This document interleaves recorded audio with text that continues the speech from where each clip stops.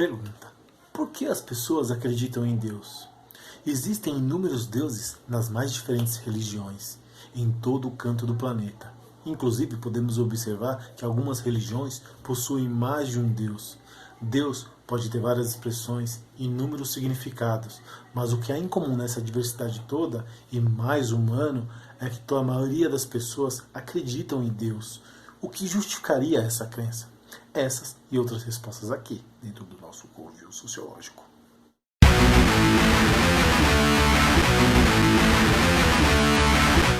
Olá meninos, olá meninas, pessoas bonitas e pessoas não tão bonitas assim. Esse que vos fala aqui é o professor Rony dos Santos, da Escola Estadual Aracis Ebral Teixeira e professora Maria Regina, para mais uma aula de Sociologia, aqui dentro do nosso Covil Sociológico.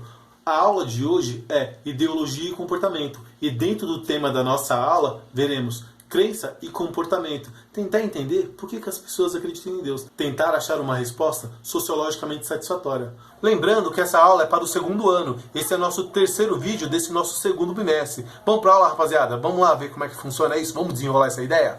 Para responder a pergunta por que as pessoas acreditam em Deus, ou pelo menos o que justificaria a crença das pessoas em Deus, temos que entender que, antes de qualquer coisa, as experiências oriundas das relações e interações sociais proporcionam igualmente aos grupos e indivíduos o interesse por certas ideias e valores, que também são socialmente construídos. Esses valores e ideias, que não são neutras, orientam comportamentos e decisões. A esse elemento chamamos de ideologia, tão importante quanto a cultura para as relações sociais. A princípio, conhecemos o conceito de ideologia como falsa consciência. Logo, a crença em Deus aqui seria tomada como uma falsa consciência, ilusão ou fantasia. Alguém já ouviu falar que Deus é o ópio do povo?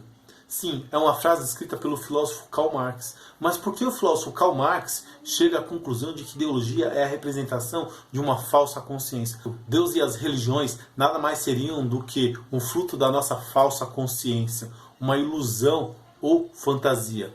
Ao debater o papel da consciência entre os homens, Marx vai explicar a origem das ideias como fruto dessa consciência. Para entendermos as origens dessas ideias, temos que entender antes duas coisas: a infraestrutura e a superestrutura. O que seria então a infraestrutura e a superestrutura? A infraestrutura é a base econômica e material da sociedade. É onde se desenvolvem os meios de produção. A superestrutura é onde se desenvolvem as ideias de uma sociedade. É lá que encontramos a cultura, a educação, as artes, a lei e até, por que não, a religião. E como diria com todo respeito o velho barbudo, as ideias de uma sociedade são as ideias de uma classe dominante. Portanto, se uma classe social detém os meios de produção, ela também detém as ideias de uma sociedade. E obviamente que essas ideias justificará a classe social dominante, assim como a posição da classe social dominada. Entretanto, essas ideias são falseadas à medida em que elas aparecem como ideias autônomas e independentes de sua infraestrutura, quando na verdade trata-se de um todo estruturado. Sendo assim, todas as ideias, inclusive as religiosas, são ideias que apenas refletem o lugar de privilégio das classes dominantes. É importante ressaltar aqui que essa leitura do conceito de ideologia está em acordo com as primeiras análises sociológicas e marxistas do filósofo Karl Marx. Todavia, existem outras análises do termo ideologia, o qual não considera necessariamente as ideias como uma falsa consciência, e sim como uma visão de mundo. Inclusive entre os próprios marxistas. O filósofo e político Antônio Gramsci é um exemplo. Gramsci diz que é possível encontrar contradições entre os papéis práticos, ou seja, os modos de vida do sujeito, e o fato intelectual, isso é, suas ideias. Isso quer dizer que nem sempre a superestrutura é reflexo da infraestrutura. Nem sempre as ideias de uma sociedade são as ideias da classe dominante. Essas ideias ocorrem de forma fragmentada. Desse modo, Gramsci entende que visão de mundo significaria a produção de um olhar que uma classe social materializa ao mesmo tempo em que é influenciada por outras visões de mundo, inclusive a classe a qual ela rivaliza o domínio social, formando assim um conjunto de valores com um sistema social próprio. Consecutivamente, aparecem dois pontos que até então não haviam sido valorizados pelos primeiros sociólogos marxistas e que nos permite falar em ideologia como visão de mundo e não necessariamente como uma falsa consciência. Primeiro, porque a cultura é produzida pelas classes dominadas passa a ter um papel relevante nas análises das relações sociais. Segundo, porque essa cultura pode ser a chave para as transformações sociais. Disso decorre outro fato. Se a ideologia ou visão de mundo são expressões oriundas das práticas e experiências culturais e sociais dos grupos e classes, como podemos explicar que grupos ou classes sociais dominantes influenciem desproporcionalmente as classes dominadas mais do que as classes dominadas as conseguem influenciar? Gramsci chamará esse movimento de hegemonia. A hegemonia consiste em dominar pela força e pelo consenso.